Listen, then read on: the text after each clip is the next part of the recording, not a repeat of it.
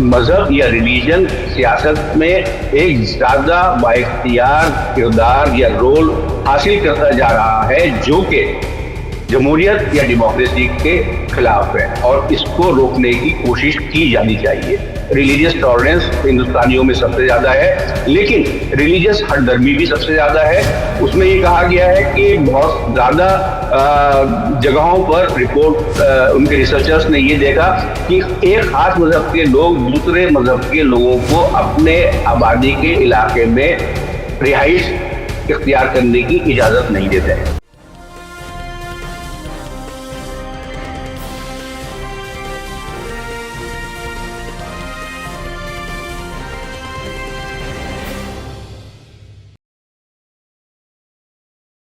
Hello, नमस्कार, आदाब, सत श्री अकाल और अस्सलाम वालेकुम। मैं हूं मोहम्मद अहमद काज़मी, लेकर आया हूं आपका पसंदीदा कार्यक्रम आपके रूबरू। इस कार्यक्रम में हम आपको कुछ जानकार लोगों से मिलवाते हैं। इंटरनेशनल खबरों को चूंकि हम मुसलसल देते हैं, तो कई और इसी किस्म की चीजें हैं जो आपको जानना बहुत जरूरी है। भारत में भारतीय जनता पार्टी की सरकार के दौरान कई तरफ से ऐसी खबरें आ चुकी हैं कि भारत में जो ह्यूमन राइट्स हैं, वो माइनॉरिटीज के इश्यूज हैं, वो उस पर कई तरह से नाराजगियां जताई जा चुकी हैं। आपको याद होगा, एक जमाने में अमेरिका ने हमारे इस वक्त के प्रधानमंत्री नरेंद्र मोदी, जो पहले गुजरात के चीफ मिनिस्टर थे, उन पर बाकायदा वीजा की पाबंदी भी लगाई थी। वो वजह वही थी कि 2002 में जो गुजरात फसादात हुए थे, उसमें एक नाराजगी थी कि ऐसे शख्स को हम अमेरिका नहीं आने देंगे। लेकिन अब वो हालात गुजर चुके, अब वो प्राइम मिनिस्टर हैं, अमेरिका जा चुके और अब बाकायदा अच्छी दोस्ती है। लेकिन उसके बावजूद अमेरिका से कुछ ऐसी रिपोर्टें आई हैं रिसेंट, अभी कुछ दिन पहले, जिसमें रिलीजियस फ्रीडम के बारे में एक रिपोर्ट है अमेरिका से जो USCIR की है। उसमें इंडिया के बारे में काफी कुछ कहा गया है। उसके अलावा डिपार्टमेंट ऑफ स्टेट, जो वहां का विदेश मंत्रालय है, उसकी एक रिपोर्ट थी रिलीजियस फ्रीडम के सिलसिले में। उसमें भी भारत के बारे में बहुत कुछ कहा गया है। तो अमेरिका में जो रिपोर्टें आई हैं, उनके जवाब में एक भारत में भी एक रिपोर्ट आई है, जो है सेंटर फॉर पॉलिसी एनालिसिस की तरफ से, और उसमें वो तस्वीर दिखाने की कोशिश की गई है जो शायद ही कोई यकीन कर सके। लेकिन बहरहाल, अब थिंक टैंक का जवाब थिंक टैंक देगा, सरकार का जवाब सरकार देगी, इस किस्म की तैयारी लगती है। इसके अलावा पिछले दिनों एक रिपोर्ट यूनाइटेड किंगडम से आई थी, जिसमें यह बताया गया था कि वहां 55% लोग मजहब से दूर हो गए, नास्तिक जिन्हें कहते हैं, और वहां इस्लाम सबसे तेजी से फैलने वाला मजहब है। तो ये जो दुनिया भर से रिपोर्टें आ रही हैं, इसकी जानकारी तफसील जानने के लिए हमारे साथ खास मेहमान है सीनियर जर्नलिस्ट असद मिर्जा साहब, जो मीडिया स्टार वर्ल्ड के लिए अब से पहले विश्व दर्पण के प्रोग्राम कर रहे थे। अभी किसी मसरूफियत की वजह से वो प्रोग्राम रोक दिए गए हैं, लेकिन हम इंटरव्यू के जरिए उन तक जरूर पहुंचने की कोशिश करते हैं। असद मिर्जा साहब, वेलकम है आपका। मीडिया स्टार वर्ल्ड को आपने वक्त दिया। आप ये बताइए कि ये जो रिपोर्टें हैं, खास तौर पर USCIR और डिपार्टमेंट ऑफ स्टेट, विदेश मंत्रालय अमेरिका का, इन रिपोर्टों में क्या कुछ कहा गया, पहले हम इसे समझ लें ताकि एक अमेरिका के का एक रुख सामने आ जाए। जी काजमी साहब, आपने बिल्कुल दुरुस्त फरमाया कि इसमें हिंदुस्तान में अक़लियतों की मौजूदा सूरत हाल और हिंदुस्तान में मजहब के बारे में जो रिपोर्टें आई हैं वो इतनी ज्यादा हैं कि पहले हम तरतीबवार अगर उनको समझ लें तो ज्यादा बेहतर होगा। और इस सिलसिले में जो सबसे पहली रिपोर्ट आई थी, हम उसका जिक्र करते हैं। ये रिपोर्ट आई थी USCIRF की, जिसे कहा जाता है US commission for international religious freedom. और ये अपने आप में वहां का एक ऑटोनॉमस या खुद मुख्तार इदारा है, और ये अपनी रिपोर्ट सीधे president of the United states को सौंपता है। इस रिपोर्ट में ये कहा गया था, जो 2021 के लिए शाया की गई है, कि उसमें 2021 से मुताल्लिक मुख्तलिफ ऐसे इंसिडेंट्स, ऐसे मौज़ूआत, ऐसे वाकयात की तफसील दी गई है जिसे कि हम हेट क्राइम्स के जुमरे में शामिल कर सकते हैं। जो कि खासतौर पर रिपोर्ट में कहा गया कि मुसलमानों के खिलाफ ऐसा लग रहा है कि हिंदुस्तान में एक पूरा कैंपेन चल रहा है, उनको हर तरीके से जदोकूब करने का, और इसमें मुख्तलिफ तरीके से उनको हरासा किया जा रहा है। और इसमें एक खास चीज जो है वो सामने आ रही है कि जिहाद, उसको गलत मायनों में इस्तेमाल किया जा रहा है। और जो राइट विंग एलिमेंट्स हैं उन्होंने जिहाद की मुख्तलिफ इकसाम जो है वो मीडिया में लानी शुरू कर दी है, और ये ऐसी ऐसी अजीब इकसाम है कि आप उनके नाम सुन के भी हंसते हंसते वो हो जाएंगे कि भाई इसका जिहाद से क्या ताल्लुक है। मसलन कि असम में फ्लड जिहाद, कि मुसलमान वहां पर बाढ़ लाने के लिए जो है वो जिम्मेदार है। उसके अलावा पॉपुलेशन जिहाद, लव जिहाद, इकोनॉमिक जिहाद, कौ जिहाद, हर तरीके का जिहाद, मतलब कि बगैर उस लफ्ज के मायने समझे हुए उस लफ्ज को हर चीज से जोड़ा जाने की कोशिश की जा रही है।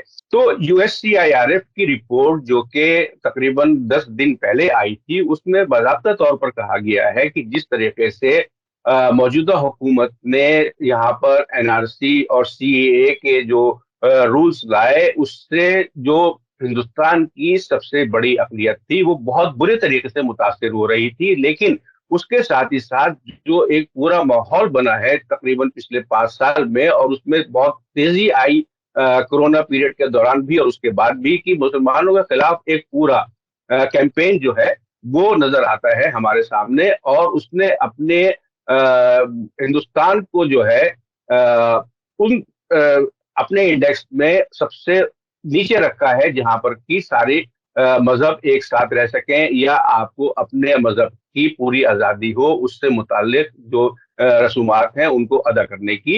इसमें उसने सबसे नीचे हिंदुस्तान को रखा। लेकिन उसके एक ही हफ्ते के बाद यूएस स्टेट डिपार्टमेंट की, यानी कि यूएस फॉरेन मिनिस्ट्री की एक रिपोर्ट आई है जिसमें कि हिंदुस्तान का नाम सरेदस्त शामिल ही नहीं किया गया है।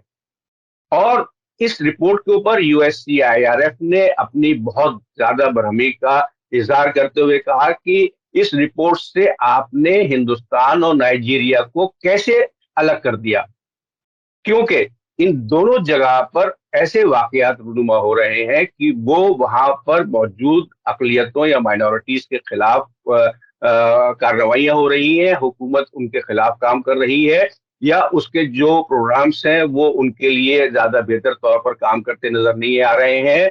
मीडिया वहां पर चल रहा है। तो यूएससीआईआरएफ की रिपोर्ट के कमेंट्स में ये कहा गया है कि यूएस स्टेट डिपार्टमेंट की रिलीजियस फ्रीडम पर जो रिपोर्ट है वो पूरे तरीके से गैर जानिबदार नहीं है, बल्कि वो जानिबदाराना तरीके से इस अपनी रिपोर्ट में हिंदुस्तान और नाइजीरिया को शामिल नहीं कर रही है। तो ये बहुत ही दिलचस्प बात है कि डिपार्टमेंट ऑफ स्टेट ने, अच्छा, ये मैं बहुत ज्यादा इसे अभी मोड़ना नहीं चाहता, मैं कुछ और जरा ठहर करके समझना चाहता हूं आगे क्या कुछ कहा डिपार्टमेंट ऑफ स्टेट में। बिल्कुल भारत के बारे में कुछ नहीं कहा गया। जी हाँ, वही यूएससीआरएफ की सबसे बड़ी तनकीद यही है कि पूरी रिपोर्ट में हिंदुस्तान का कहीं सरे-दस्त जिक्र नहीं किया गया, और साथ ही साथ नाइजीरिया का जिक्र नहीं किया गया, क्योंकि यूएससीआईआरएफ की रिपोर्ट में नाइजीरिया से मुताल्लिक भी मालूमात मुहैया कराई गई थी कि वहां पर किस तरीके से मुख्तलिफ मजाहिब यानी कि मुसलमानों और क्रिश्चियंस के दरमियान जो लड़ाई चल रही है वो किस तरीके से चल रही है, और एक दूसरे को जदोकूब करने के क्या क्या तरीके इस्तेमाल किए जा रहे हैं, और हुकूमत वहां पर बिल्कुल खामोश है। तो यूएससीआईआरएफ का ये कहना है कि क्या वजह रही कि स्टेट डिपार्टमेंट की रिपोर्ट में नाइजीरिया और हिंदुस्तान को शामिल नहीं किया गया। अच्छा, अमेरिका में ही एक और बहुत बड़ा रिसर्च का इदारा है, प्यू रिसर्च सेंटर, जो बहुत ही संजीदा सेंटर समझा जाता है और पूरी दुनिया में उसकी एक अच्छी प्रेस्टीज है। उसने भी जून में कोई एक रिपोर्ट दी थी जिसमें रिलीजियस टॉलरेंस के बारे में भारत का जिक्र किया गया था। उसमें क्या कुछ था? जी, जैसा आपने फरमाया कि प्यू रिसर्च सेंटर जो है वो वॉशिंगटन में बेस्ड है, और वो रिलीजन और उसके अलावा मुख्तलिफ ममालिक में रिलीजन के ऊपर अपने सर्वे कंडक्ट कराता रहता है। वहां पर उसकी रिसर्च टीम्स मौजूद हैं जो कि सर्वे करने के बाद लोगों ने क्या कहा इसके ऊपर एक रिपोर्ट मुरतब की जाती है। जून के महीने में उन्होंने religion in India tolerance and segregation नामी एक रिपोर्ट शाया की थी, जिसमें ये कहा गया था कि उन वो मजमूई तौर पर ये समझते हैं कि ज्यादातर लोगों को ये आजादी है कि वो अपना मजहब जो है वो अपने मजहबी तरीके से उसको निभा सके। लेकिन एक साथ ही साथ उन्होंने खुद कहा कि हिंदुस्तान आकर मगरबी मुल्क के बाशिंदों को एक अजीब चीज नजर आती है और वो उनकी समझ में नहीं आती, और वो ये है कि इतने सारे मजहब हिंदुस्तान में मौजूद है, और जहां पर एक जानिब आप ये देखते हैं कि दो जो मेन मजहब है यानी कि हिंदू और मुसलमान, उनमें आपसी तनाव है, आपसी कोई मेल मिलाप नजर नहीं आता, लेकिन उसके बावजूद ऐसी चीजें हैं जो आप अगर समझना चाहें तो आपकी समझ से कासिर है कि रिपोर्ट में ही कहा गया है कि 4 में से 3 हिंदुस्तानी मुसलमान हिंदुओं की कर्मा फिलॉसफी पे यकीन रखते हैं, यानी कि उनका भी मानना है कि कर्म जो है आपको उसी के हिसाब से सब कुछ मिलता है, सब कुछ हासिल होता है, तो अपने कर्म अच्छे रखिए। इसी के साथ साथ उसका ये कहना था कि 1/3 क्रिश्चियन जो हिंदुस्तान में मौजूद है वो गंगा नदी के पानी को मुतबर्रिक समझते हैं, और वो ये मानते हैं कि उससे मुख्तलिफ बीमारियां और मुख्तलिफ दूसरी चीजें जो है वो दूर हो जाती है। तो उसके साथ ही साथ 5 में से 1 जैन और सिख क्रिश्चियंस को भी उनके लिए उनके काम करने के तरीके की वजह से उनको कहता है कि हमें इस मजहब को भी इज्जत के साथ देखना चाहिए। तो प्यू रिसर्च सेंटर के जो रिसर्चर्स थे उनकी उनका ही कहना है अपनी रिपोर्ट में कि ये ऐसी चीजें हैं कि किसी मगरबी मुल्क के या वेस्टर्न नेशन के आदमी की समझ से काफी रही कि हो क्या रहा है आखिर, जहां एक पूरा मंजरनामा ये कायम हो रहा है कि दो जो बड़े मजाहिब हैं वो आपस में एक दूसरे से मिलने जुलने को तैयार नहीं है, लेकिन असलियत ये है। और साथ ही साथ उन्होंने ये भी लिखा है कि ये जो इनकी 232 पेज की रिपोर्ट है और उसमें ये कहा गया है कि जहां एक तरफ ये सब चीजें हैं कि रिलीजियस टॉलरेंस हिंदुस्तानियों में सबसे ज्यादा है, लेकिन रिलीजियस हठधर्मी भी सबसे ज्यादा है। उसमें ये कहा गया है कि बहुत ज्यादा जगहों पर रिपोर्ट उनके रिसर्चर्स ने ये देखा कि एक खास मजहब के लोग दूसरे मजहब के लोगों को अपने आबादी के इलाके में रिहाइश इख्तियार करने की इजाजत नहीं देते हैं। उसके साथ ही साथ उनका ये कहना है कि जो टेंशन बढ़ी है पूरे हिंदुस्तानी सियासत में गुज़िश्ता 10 साल के अंदर, उसमें 81% हिंदू और 14% जो आपके मुसलमान पॉपुलेशन है हिंदुस्तान की, उनका ये कहना है कि ये पूरी गलत एक एजेंडा या एक नैरेटिव कायम किया जा रहा है हिंदुस्तान में, और उसकी अक्सरियत जो है पॉपुलेशन की, जो मैंने कहा कि 81% हिंदू और 14% ये। लेकिन उसके साथ ही साथ रिपोर्ट ने ये कहा है कि जब से फरवरी 2020 में सिटीजनशिप एक्ट जो है हिंदुस्तान में लाया गया, उसके बाद जो उससे मुताल्लिका फसादात हुए, उन सबसे इस पूरे जो रिलीजियस टॉलरेंस का मौजू है वो बहुत मजरूह होता है, और जो सोशल फैब्रिक है हिंदुस्तान का वो इन सब चीजों की वजह से बहुत मजरूह हो रहा है। और अब से 20 साल पहले की अगर हम तस्वीर देखें तो हिंदुस्तान की जो तस्वीर उस वक्त थी वो इस वक्त आपको नजर नहीं आएगी। और साथ ही साथ पीयू की रिपोर्ट का ये भी कहना है कि हम सिर्फ हिंदुस्तान ही नहीं बल्कि पूरी दुनिया में ये चीज हमारे सामने आ रही है कि मजहब या रिलीजन सियासत में एक ज्यादा बाइख्तियार किरदार या रोल हासिल करता जा रहा है, जो कि जमहूरियत या डेमोक्रेसी के खिलाफ है, और इसको रोकने की कोशिश की जानी चाहिए।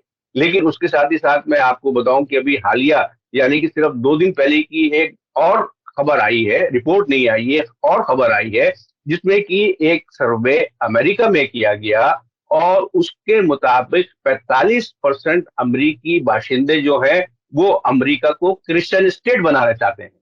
तो एक तरफ ये है कि जो आपके डेमोक्रेटिक कंट्रीज हैं वो चाहते हैं कि रिलीजन का इंटरफेरेंस ज्यादा ना बढ़े, वहीं अमेरिका जैसे मुल्क जिसको कि हम लोग आमतौर पर ही समझते हैं कि भाई वहाँ के जो शहरी हैं वो बहुत कुशादा जहन हैं, बड़े पढ़े लिखे हैं, उनका रिलीजन से ज्यादा कोई कनेक्ट नहीं है, लेकिन इन सब के बावजूद इस सर्वे में कहा गया है कि 45% अमरीकियों का ये कहना है कि अमेरिका को क्रिश्चियन नेशन घोषित कर दिया जाए। लेकिन साथ ही साथ सर्वे करने वालों ने ये भी कहा कि जब हमने उन लोगों से पूछा कि आप क्रिश्चियन नेशन से क्या मानते हैं, क्या समझते हैं आप इससे, तो उनका कहना था कि ज्यादातर लोग कोई जवाब खुलकर या कोई वाज़ेह जवाब नहीं दे सके, और उसमें से 1/3 लोगों का ये भी मानना था कि अमेरिका आज भी क्रिश्चियन नेशन है।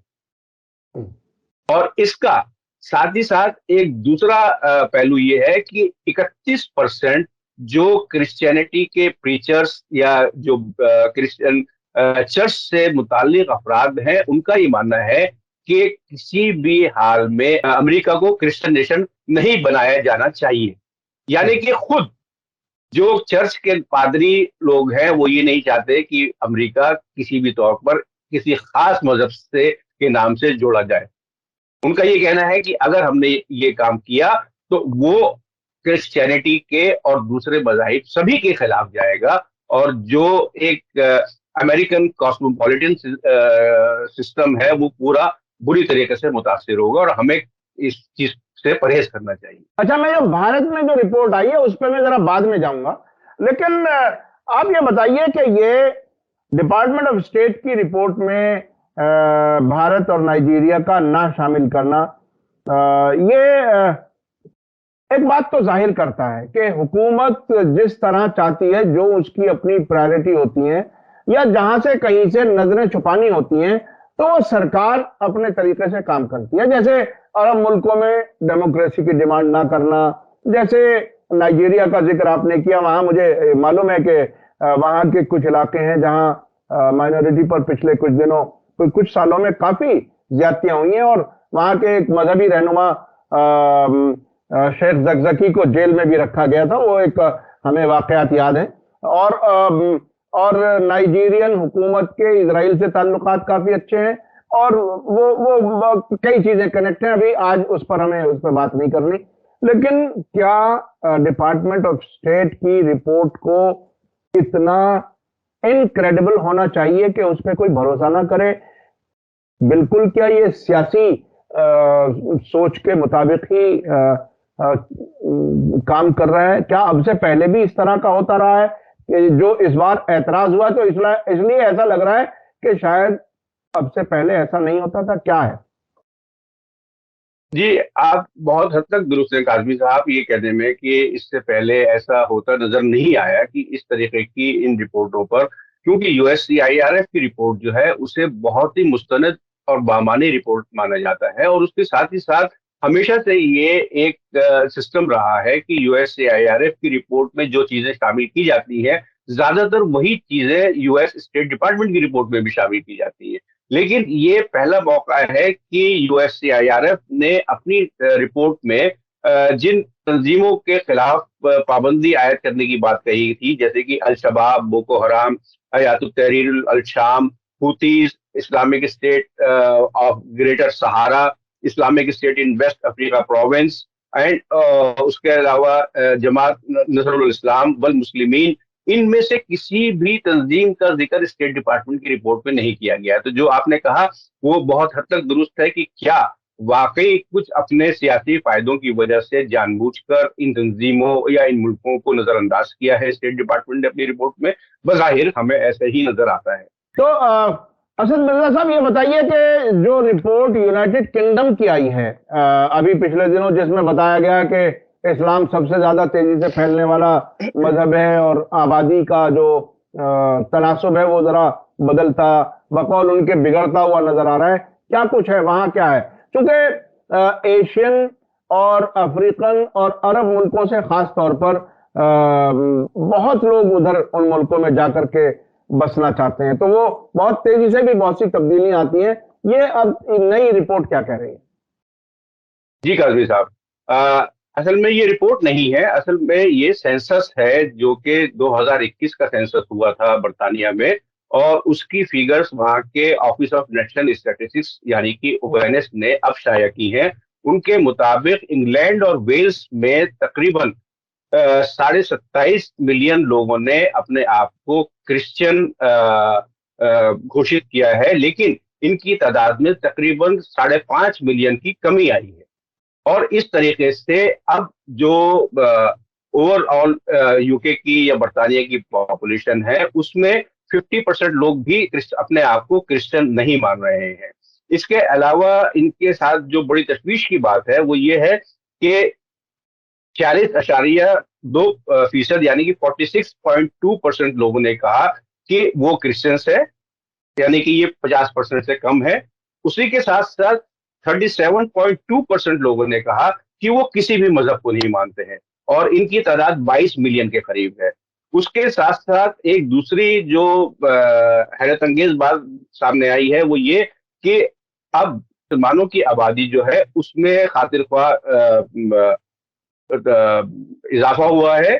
2.7 मिलियन से बढ़कर अब वो 3.9 मिलियन हो गई है, और बर्तानिया में वो सबसे तेजी से फैलने वाली आबादी या उसके इस्लाम मजहब मानने वालों की आबादी में इजाफा हुआ है। उसके साथ ही साथ सेंसस फिगर्स के मुताबिक पहली मरतबा बर्तानिया में हिंदुओं की तादाद 10 लाख से बढ़कर आगे बढ़ी है।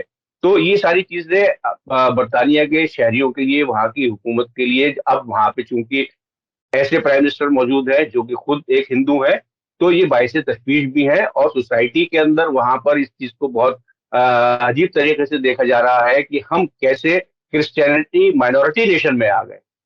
यानी कि दूसरी मजाहिब जो है वो इतनी तेजी से फैल रहे हैं। उनका कहना है, जो वहां के सियासतदान है, कि ये बर्तानिया की जो इंक्लूसिविटी की पॉलिसी है उसको बेहतर तौर पर दिखाती है कि हम बर्तानिया में आने वाले हर शख्स का वेलकम करते हैं, उसे खुशामदीद कहते हैं और उसे पूरे मौके देते हैं हर तरीके से तरक्की करने की, चाहे वो कारोबारी तरक्की हो, चाहे तालीमी तरक्की हो, चाहे समाजी तरक्की हो। उसके साथ साथ हम उसकी मजहब के ऊपर भी कोई पाबंदी नहीं लगाते हैं। तो एक तरीके से वो एक पॉजिटिव पॉइंट लगा रहे हैं अपने मुल्क के आगे। साथ ही साथ उनको ये तशवीश है कि इससे जो सेक्युलरिज्म है बर्तानिया में कहीं वो मजबूर ना होना शुरू हो जाए, क्योंकि इसी सेंसस के साथ कुछ और फिगर्स उनके सामने आई है, जिसमें ये कहा गया है कि फॉर एग्जांपल लंदन जो है, लंदन एक कॉस्मोपॉलिटन शहर माना जाता है। वहां पर लोगों का फिगर्स का कहना ये है कि लंदन में चर्च हर इतवार को चर्च जाने वालों की तादाद बाकी बर्तानिया से कहीं ज्यादा है, क्योंकि लंदन में ही आपको मिलेंगे ज्यादातर मुसलमान और ज्यादातर हिंदू। तो उनका ये कहना है कि जब क्रिश्चियंस जो है वो हिंदुओं और मुसलमानों को मंदिर मस्जिद जाते देखते हैं तो उससे उनको भी तकवीत हासिल होती है, और वो खुद अपने मजहब के मजहबी मकामात यानी कि चर्च जाने के लिए ज्यादा कोशिश करते हैं।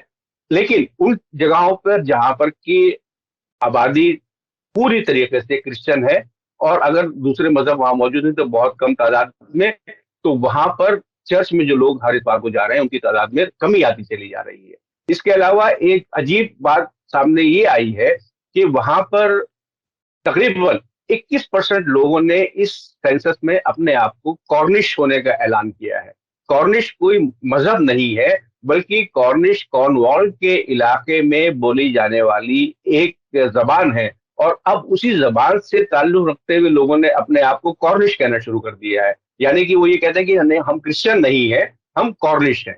तो ये भी एक बड़ी अजीब सी सूरत हाल पैदा हो रही है वहां की हुकूमत के लिए कि हम इस चीज से कैसे निपटे, इस चीज को कैसे खत्म कर सकते हैं, क्योंकि कॉर्निशिज्म कोई मजहब नहीं है, वो सिर्फ एक जबान है या उस इलाके की अपनी समाजी पोजीशन है। लेकिन कॉर्निश लोगों की तादाद इतनी बढ़ती चली जा रही है कि अब वो अपने आप को एक अलग आइडेंटिटी देने के लिए कोशिशें कर रहे हैं। अच्छा, अब मैं आखिर में आता हूं कि ये भारत में क्या रिपोर्ट जारी की गई, सेंटर फॉर पॉलिसी एनालिसिस, इसमें ऐसा बताया जा रहा है कि ये कहने की कोशिश की गई है कि मुसलमानों की हालत बहुत अच्छी है और बहुत ही खुशी से यहाँ लोग जी रहे हैं, कोई किसी तरह का कोई मसला ही नहीं है। सारे जितने वीडियो और क्या क्या हमने गोली मारो और क्या क्या हमने सब कुछ सुन लिया, उसके बावजूद ये रिपोर्ट क्या है? क्योंकि चैनल के देखने वाले हमारे भारत में ही नहीं है बल्कि दूसरे मुल्कों में भी बैठे हैं, उनको भी पता चले कि ये आखिर ये काउंटर रिपोर्ट क्या चीज है। देखिए, ये रिपोर्ट जो है वो पटना में मौजूद सेंटर फॉर पॉलिसी एनालिसिस ने जारी की थी, और इस रिपोर्ट का इजरा या रिलीज जो है वो साबिक वाइस प्रेसिडेंट वेंकैया नायडू के हाथों हुआ। तो इससे आप समझ सकते हैं कि क्या ताना बाना है इस पूरी रिपोर्ट के पीछे। इस रिपोर्ट ने कहा है कि हमने अपना एक ग्लोबल माइनॉरिटी इंडेक्स कायम किया है, और ये पहला मौका है कि किसी नॉन वेस्टर्न या एफ्रो एशियन मुल्क ने कोई ग्लोबल माइनॉरिटी इंडेक्स बनाया है। तो सबसे बड़ी बात यह है कि किसी नए थिंक टैंक से या नई तंजीम की तरफ से ऐसा कोई इंडेक्स कायम किया जाए और वो आपके सामने आए, तो उसकी आप वैलिडिटी और सीरियसनेस के बारे में सवालात लोगों के जहन में जाहिर तौर पर है कि आते शुरू हो जाते हैं। और जिस तरीके से उस पूरी रिपोर्ट में कहा गया है कि हिंदुस्तान में ह्यूमन राइट्स की सूरत हाल बहुत अच्छी है और रिलीजियस फ्रीडम जो है वो यहाँ के सारे शहरियों को दस्तयाब है, इसमें कोई किसी को कोई पाबंदी नहीं है। और इससे पहले जैसा कि हमने अभी बात की थी कि यूएससीआईआरएफ की रिपोर्ट को हिंदुस्तानी हुकूमत ने इनएक्यूरेट और बायस करार दिया था और बिल्कुल उसको रिजेक्ट कर दिया था। उसके साथ ही साथ ये रिपोर्ट जो है वो ये कहती है कि इंडिया की माइनॉरिटीज जो है वो यहाँ पर अपने आप को बहुत खुशो खुर्रम पाती है और उनको यहाँ पे किसी तरीके की कोई डर की सूरत हाल उनके सामने मौजूद नहीं है, जो कि जैसे कि आपने अभी फरमाया और जैसे कि मीडिया में भी आते चले जा रहा है कि जो जमीनी सूरत हाल है और जमीन से जो खबरें आ रही हैं वो उसके बिल्कुल बरक्स हैं या उसको कॉन्ट्राडिक्ट करती हैं। जी, बहुत बहुत शुक्रिया जनाब असद मिर्जा साहब। देखिए, मैं अपने कुछ दर्शकों को बताऊं, क्योंकि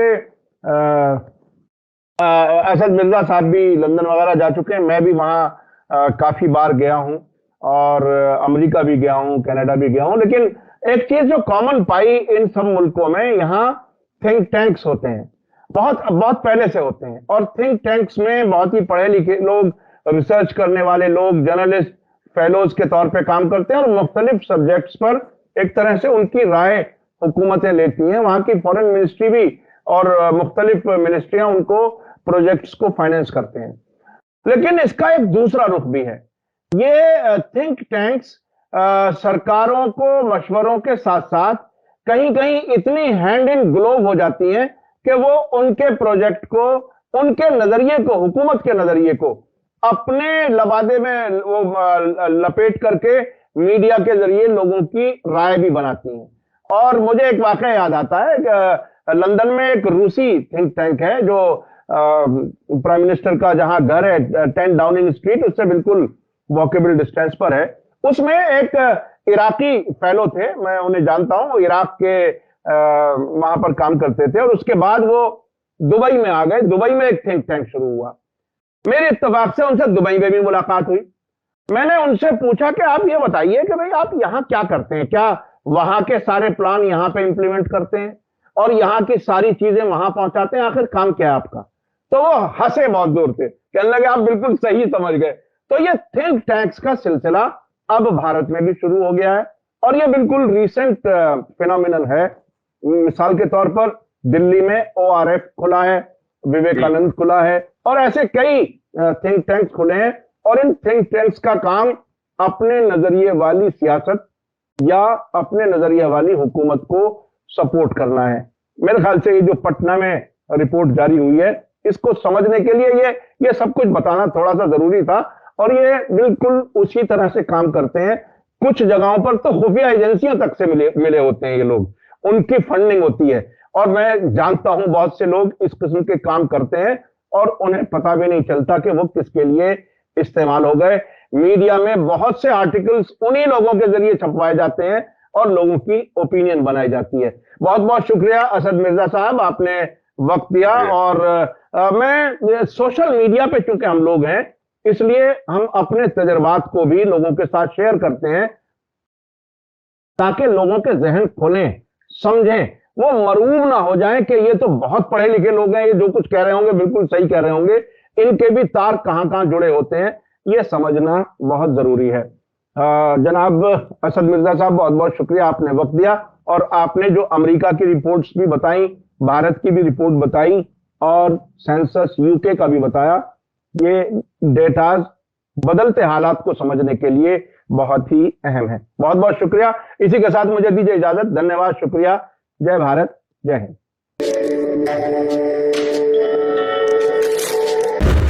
मीडिया स्टार वर्ल्ड के और वीडियो देखने के लिए हमारे चैनल को सब्सक्राइब करें और सीधे नोटिफिकेशन पाने के लिए बेल आइकन दबाएं। और अगर हमारी खबर सच्ची और अच्छी लगे तो अपने व्हाट्सएप, इंस्टाग्राम, फेसबुक और ट्विटर अकाउंट पर जरूर शेयर करें।